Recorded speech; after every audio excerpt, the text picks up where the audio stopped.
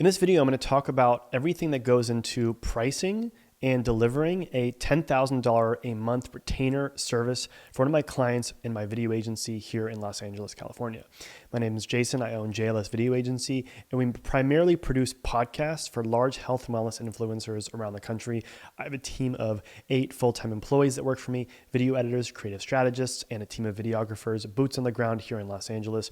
I'm the owner-operator, and in this video, I'm going to talk about a client that I recently brought on and all the deliverables and items that went into making this contract happen and what they're getting for it and why I priced it the way I did and how you can do the same for your clients. We just started with them and we said it's going to be a minimum of 3-month commitment and then it'll be month to month after that. So the engagement includes 2 separate content verticals. One is the YouTube channel, which is not podcast content. And then the other is podcast content that is only 45-minute long, hour-long conversations, whereas the YouTube is shorter, 8 to 12-minute videos. Part of the podcast channel is doing reruns from past episodes. This client's been doing podcasts for 20 years and have tons and tons of amazing podcasts that they've done.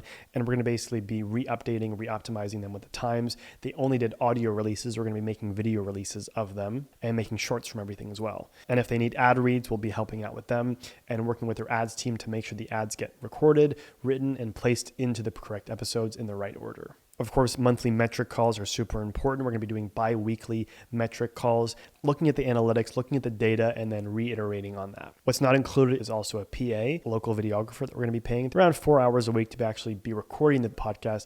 I, as the video business owner, I'm not going to be recording the podcast and going and spending my time turning on the cameras every week, filming it. There is some strategy involved with, making sure everything looks good, but it's mostly rinse and repeat every single week. So what's included exactly?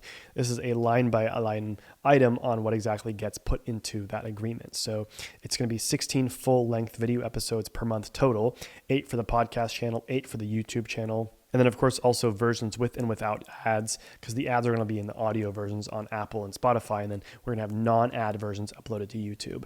And then 30 YouTube shorts per month per channel. So it's really 60 shorts a month, really, if you look at it that way. Custom thumbnails and titles for YouTube, comprehensive YouTube strategy.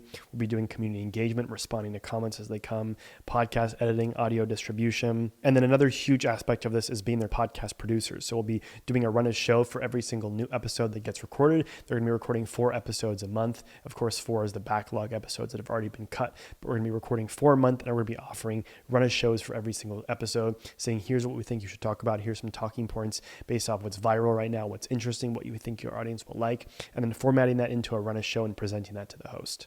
We'll also be doing some funnel setup and management. So looking in the back end, making sure people comment certain words, they get that thing, whether it's ebook, whether it's the long form podcast from the short form. And again, the whole point of short form content is to push people to the long form and also to kind of be able to sell products to the people who are engaging with your short form content. Yeah, it's a ton of work. It's a ton of deliverables. But at the end of the day, I kind of based it out according to my cost structure, my price structure of what I think things would cost me, and then made sure I was aiming at around a 50% EBITDA, which means that 50% of the money was going to be paid to me and my company after I pay all my contractors and my employees to get the work done so that my business can keep growing and improving, and I can also pay myself.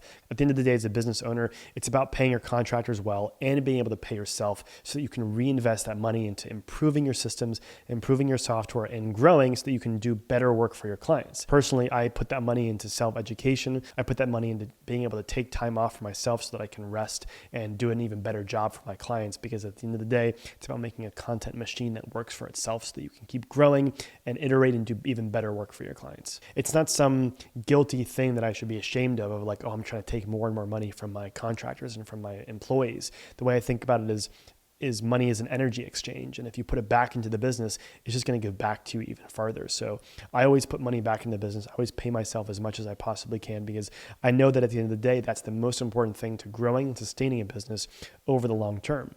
If I didn't take into that money myself, the company would have to shut down, or I wouldn't do a good enough job. We wouldn't be able to get more clients. And that would eventually end up affecting the employees and the contractors that I hire to do the work for me. So that's why I never feel ashamed or weird or guilty about trying to take half of every single job and pay myself / the business. Again, that's a very gray area of like, where are you paying yourself and where are you paying your business? It all goes back to JLS Agency. It all goes back to the business bank account. And then from there, it's up to me to strategize and decide what I want to do with that income. A quick little bonus thing of how I got this job, how I landed this client.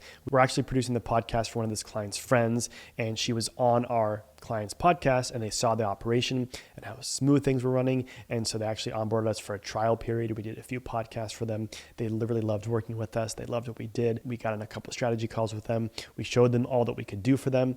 And some of the videos that we created for them and some of the thumbnails and titles already outperformed the past content they were doing. And so from there, it was like a no-brainer that they were going to hire us. If you like this video, if you want to learn more about video strategy in business, check out the other videos on my page. Like this video and subscribe for more.